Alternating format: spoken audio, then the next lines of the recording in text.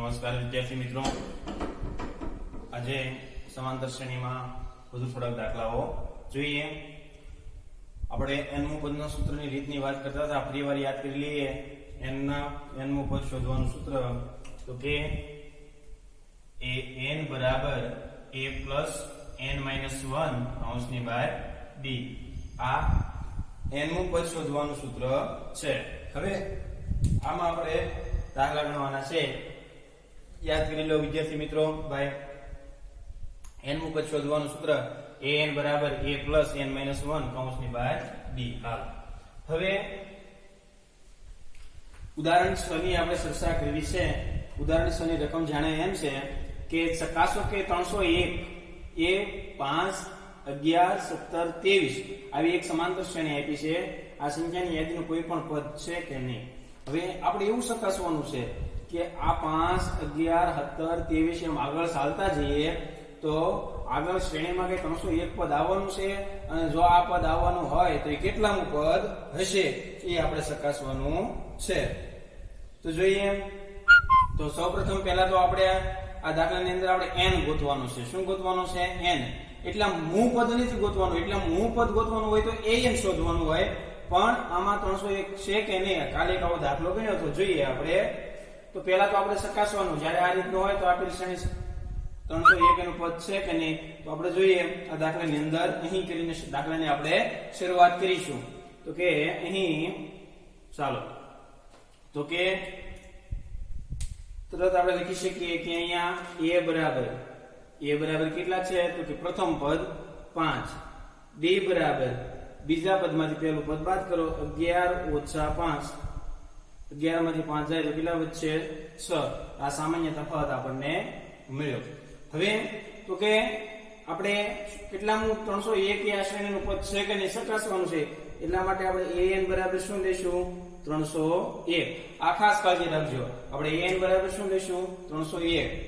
n બરાબર 301 નહીં લઈએ, કારણ કે n તો આપણે ગોતવાનું છે. આ 301 આ શ્રેણીમાં આવવાનું છે તો કેટલામું પદ છે એટલે n થશે. એટલે આપણે આ 301 ને આપણે an ગોતવાનું છે. તો પહેલા આપણે થોડુંક ચકાસી લઈએ. આપેલ શ્રેણી સમાંતર શ્રેણી છે કે નહીં જોઈ લેવાનું કે આ શ્રેણી સમાંતર શ્રેણી છે કે નહીં. તો 11 માંથી 5 જાય એટલે 6 વધે, 17 માંથી 11 જાય તો 6 વધે, 23 માંથી 17 જાય તો વધે. આપેલ શ્રેણી સમાંતર શ્રેણી છે. આપણે n-મું પદ ગોતવાનું સૂત્ર આપણે લગાડીશું. તેથી an બરાબર a plus n-1 કૌંસની બહાર d. હાલો હવે આગળ આપણે ચર્ચા કરીએ. તો કે ચાલો તો કે an ની જગ્યાએ શું મૂકશું? 301 બરાબર ને બરાબર. a એટલે પ્રથમ પદ કેટલું છે? 5 વત્તાના વત્તા n આપણે ગોતવાનો છે. n ઓછા 1 d કેટલો છે? તો કે 6.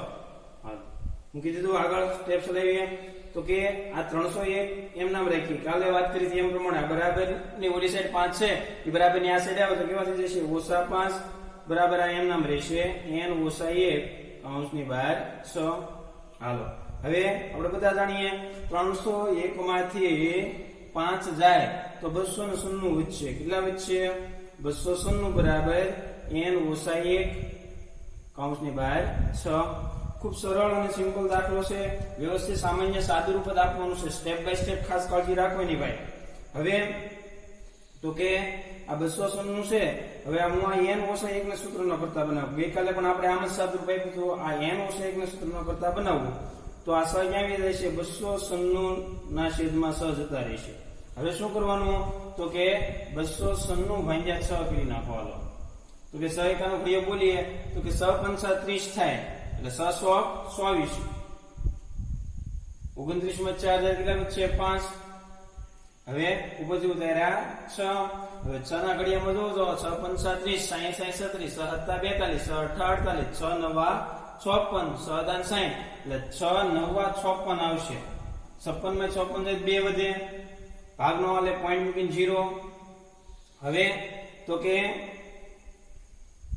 હવે 6 તેરી 18. બસ એટલે જ આપણે રાખશું. તો હું અહીંયા મૂકું n ઓછા 1 બરાબર 49.3. હવે મારે તો n મેળવવાનો છે એટલે હું આ n ને સૂત્રનો કરતા બનાવું. તો 49.3 વત્તા 1 થશે ને? કેમ થશે ભાઈ? તો આ ઓછા 1 છે ભાઈ, એ બરાબર ની ઓલી સાઈડ જાય તો કેવો થઈ જશે ભાઈ? વત્તા 1 થઈ જશે. હવે તેથી n બરાબર 49 માં 1 નાખો એટલે 50.3 આપણને જવાબ શું મળ્યો? 50.3 આપણને જવાબ મળ્યો. હવે એક વસ્તુ બાળકો ખાસ યાદ રાખો કે n હંમેશા આપણને ધન પૂર્ણાંક સંખ્યા મળવો જોઈએ. આપણે ગઈકાલે પણ વાત કરી, આપણને તો પોઈન્ટમાં મળ્યો 50.3 મળ્યો ને ભાઈ પોઈન્ટમાં. કઈ પોઈન્ટમાં ભાઈ પદ હોય નહીં. હવે એમ કહો કે નિર્મળભાઈ છે એ એક જ હોય, 1.5 થોડા હોય. એમ કહો કે 5 વિદ્યાર્થીઓ છે લાઈનમાં હોય તો આપણે કહી શકીએ કે આ 5 વિદ્યાર્થીઓ લાઈનમાં છે. આપણે એમ ન કહી શકીએ કે 5.3 વિદ્યાર્થીઓ લાઈનમાં છે. એટલે પદની સંખ્યા હંમેશા ધન પૂર્ણાંક જ આવી જોઈએ, માઇનસ પણ ન આવી જોઈએ, આવી રીતે પોઈન્ટમાં પણ ન આવી જોઈએ. તો આપણને આ n છે એ પોઈન્ટમાં મળ્યો તો આપણે લખશું કે n ધન પૂર્ણાંક સંખ્યા હોવો જોઈએ. પરંતુ કરીને આપણે લખશું, જો અહીં સાઈડમાં લખવું, ખાસ કાળજી રાખજો કે પરંતુ n હંમેશા, એમ લખશું, n હંમેશા ધન પૂર્ણાંક સંખ્યા જ હોવો જોઈએ. ધન પૂર્ણાંક સંખ્યા જ હોવો જોઈએ. n હંમેશા ધન પૂર્ણાંક સંખ્યા હોવો જોઈએ. આપણને તો પોઈન્ટમાં મળ્યું. એનો મતલબ એવો છે ભાઈ કે આ શ્રેણીમાં આગળ ચાલતા 301મું પદ આવશે નહીં. તો આપણે લખશું આમ આપેલ યાદીનું કોઈ પણ પદ, એટલે કે આપેલ સમાંતર શ્રેણીનું એમ પણ લખી શકાય. આપણે એમ લખશું આમ આપેલ સમાંતર શ્રેણીનું, આમ આપેલ સમાંતર શ્રેણીનું, આપેલ સમાંતર શ્રેણીનું કોઈ પણ પદ 301 મળે નહીં. આ ખાસ કાળજી રાખજો. જો શું કામ? જો આ n છે, દાખલા તરીકે પોઈન્ટ વિનયની સંખ્યા કે પૂર્ણાંક વિનયની સંખ્યા ધન સંખ્યા કોઈ પણ મળ્યો તો એ પદ 301 હોય, પણ આપણને તો પોઈન્ટમાં મળ્યો એટલે એ પદ હશે નહીં. એટલે ખાસ કાળજી રાખવાની કે આપેલ શ્રેણીનું કોઈ પણ પદ 301 મળવાનું છે નહીં. દાખલો વ્યવસ્થિત લેવાનો, ખૂબ નાનો અમથો દાખલો છે ભાઈ. બોર્ડની અંદર આ ચેપ્ટરમાંથી 3 માર્કનો એક દાખલો પૂછાય છે અને 1 માર્કનો કોઈ પણ એક પ્રશ્ન પૂછાય છે. 4 માર્કનું ચેપ્ટર છે એટલે ખાસ કાળજી રાખવાની અને વ્યવસ્થિત સમજવાનું. જો ભાઈ એવો જે બહુ મજા આવે એવો સાઈડમાં એક આપણે દાખલો છે કે 2 અંકની કેટલી સંખ્યાઓ 3 વડે વિભાજ્ય છે, કે 2 અંકની સંખ્યાઓ. હવે આપણને એમ થાય કે 2 અંકની, હવે જો આમાં એક સમજીએ કે 2 અંકની કેટલી સંખ્યાઓ 3 વડે વિભાજ્ય છે, કે 2 અંકની એટલે કેવી સંખ્યા? 10, 11, 12 એવી એકમ દશક વાળી, એટલે કે 2 અંકની સંખ્યાઓ હોય. હવે 3 વડે વિભાજ્ય છે તો પેલા આમાં કોઈ સમાંતર શ્રેણી આપી છે નહીં. તો આ દાખલામાં સૌપ્રથમ આપણે તો સમાંતર શ્રેણી મેળવવી પડે. શું મેળવવું પડે? આ દાખલામાં આપણે સૌપ્રથમ એક સમાંતર શ્રેણી બનાવવી પડશે. એ સમાંતર શ્રેણી બનાવવા માટે એટલું જ આપણી માટે મહત્વનું છે કે 3 વડે વિભાજ્ય સંખ્યા, કે 3 વડે વિભાજ્ય સંખ્યા ગોતવી હોય તો ખાસ કાળજી રાખજો કે 3 વડે વિભાજ્ય સંખ્યા ગોતવી હોય કેમ ગોતી શકાય? કે 3 વડે વિભાજ્ય સંખ્યા ગોતવા માટે તમારે 3 એકાનો ઘડિયો બોલવો પડે. અને 2 અંકની સંખ્યા ક્યાં થાય? તો કે 3 એકાનો ઘડિયો જોવો તો ભાઈ આવો હોય. 3 એકા 3, 3 દુ 6, 3 તેરી 9, 312, 3 પંચા 15, 318. તો કે હાલો ભાઈ 3 એકાનો ઘડિયો બોલ્યો, એમાં આ 3 સંખ્યા તો આપણે લઈશું ને. હું કામ? આપણને 1 અંકની કઈ સંખ્યા નથી કીધી. કેટલા અંકની કીધી છે? 2 અંકની. તો આપણે 2 અંકની સંખ્યા ક્યાંથી શરૂઆત થાય?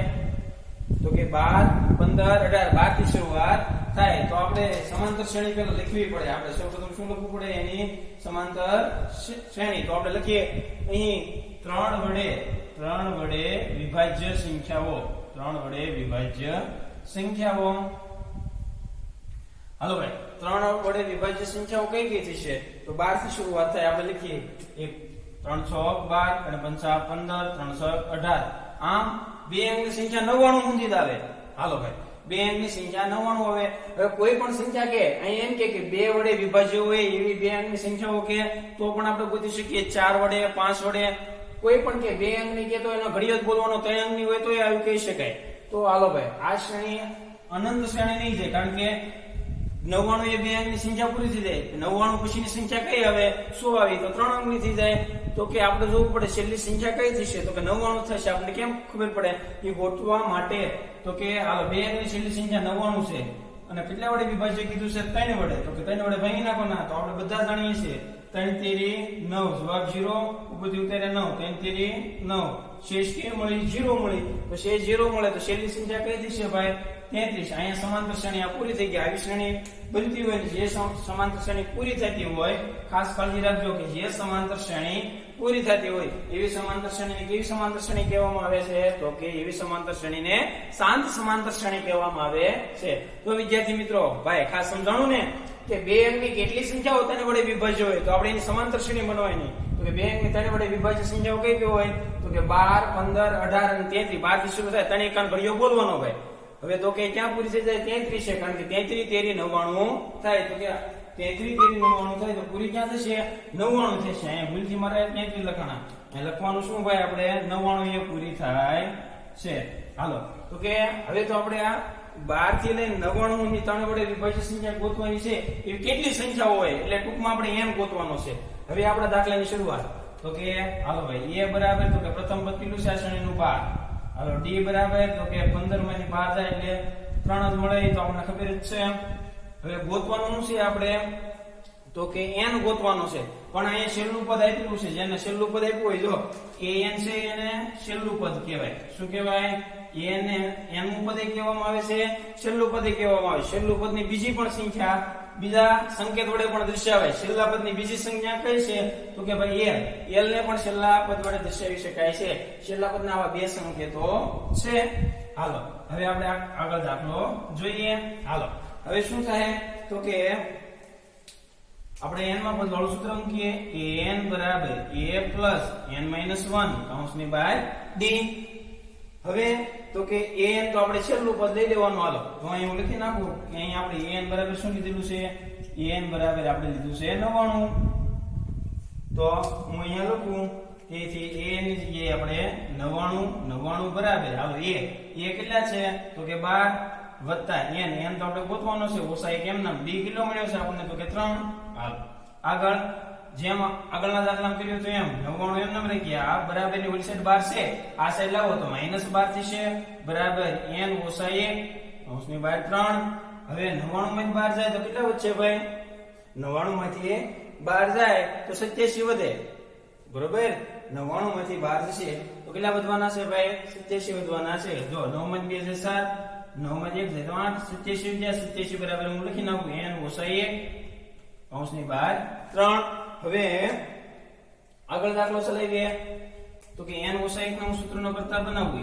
n ઓછા 1 બરાબર તો 87 ના છેદમાં 3. 87 થાય 29, 87 થાય ભાઈ. ધીમે 87 ભાગ્યા 3 કરો એટલે ભાગફળમાં શું જવાબ આવશે? 29. 29 નો ઘડિયો ન આવડતો હોય તો 87 ભાગ્યા 3 કરી નાખવાના. હાલો તો આગળ દાખલો આપણે એવો ચાલે. તેથી n ઓછા 1 બરાબર 87 ભાગ્યા 3 એટલે 29. હવે તો હું અહીં n ને સૂત્રનો કરતા બનાવું તો અહીંયા 29 રહેશે. આ ઓછા 1 છે, જો ગુણાકારમાં હોત ને n ગુણ્યા 1 હોય તો 1 છેદમાં જાય, પણ અહીં ઓછા 1 છે એ બરાબર ઓલી સાઈડ જાય તો કેવા થઈ જશે? વત્તા. તો 29 વત્તા 1 એટલે કેટલા મળી ગયું ભાઈ? n બરાબર આપણને મળી ગયું 30 મળી ગયું. n બરાબર આપણને કેટલું મળી ગયું ભાઈ? n બરાબર આપણને 30 મળ્યું. તો એવું આનો મતલબ એવો છો કે બે અંકની કેટલી સંખ્યાઓ તેને વડે વિભાજ્ય છે? એટલે બે અંકની 30 સંખ્યાઓ. કેટલી? બે અંકની 30 સંખ્યાઓ છે. કેટલી થશે? તો આપણે લખવાનો આમ 30. આમ બે અંકની ત્રણ વડે વિભાજ્ય સંખ્યાઓ 30 મળે તો આપણે જવાબ લખી નાખશું. આમ બે અંકની ત્રણ વડે વિભાજ્ય સંખ્યાઓ